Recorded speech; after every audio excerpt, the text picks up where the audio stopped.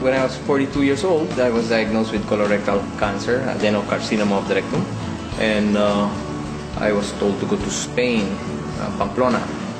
It was there they had this specialized treatment, chemo, concurrently with radiotherapy and the operation. With that, you normally have the problems with depression because you see all your portfolio, destroyed. You have to pick up the pieces, and it's quite very difficult. I had to go back to London, and because I was not in my environment, things were not very ideal.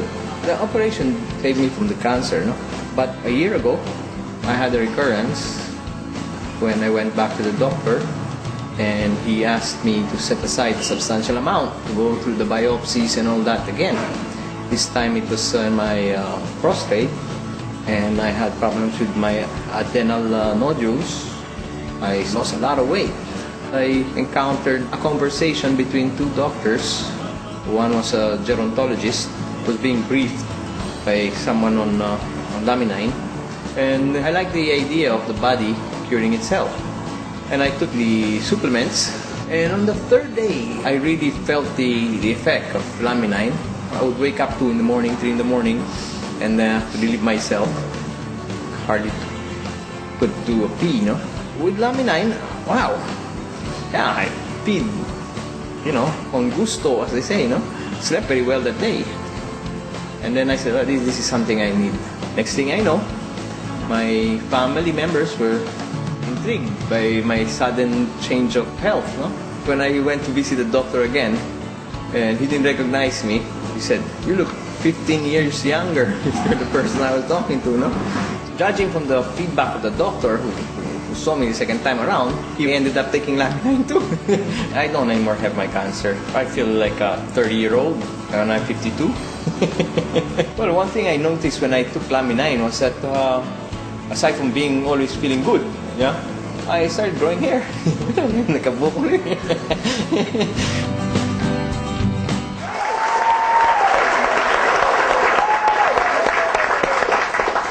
When we come back, we will have Luis Cuervo, Migs Gaviola, and Be Alive will be right back. Fly high, be alive.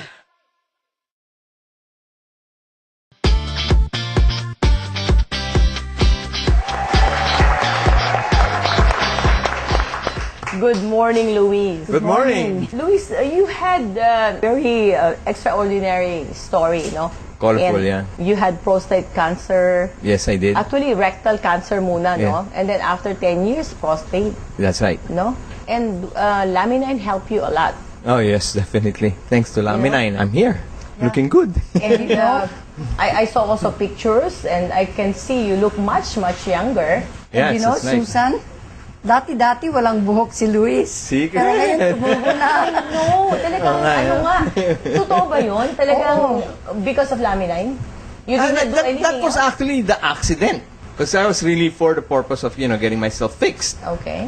And then, next thing I know, tumove to buong buhok. Okay. Diba? At least when I look in the mirror every day, I'm not depressed. So, now that everybody had seen you, lalo na the whole Philippines, baka mag-umpisang tatawag na yung mga ex-girlfriend mo yan, ha? Sana.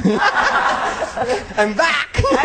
Thank you again, Luis, for inspiring and sharing your story. Because I think that's the best thing we can do when natulungan ka ng laminine, and I'm sure you're inspiring everybody. Oh, yeah. I'm very grateful. So I want to pass on, what blessings I received. Why not try it? And feel good, like me. Very good. And you've not tried any other supplements in the past? I took all these supplements, And nothing vitamin A, vitamin C, B1, 6, 12, all that, no? Walang And then, nakatulong. those were a couple of years ago.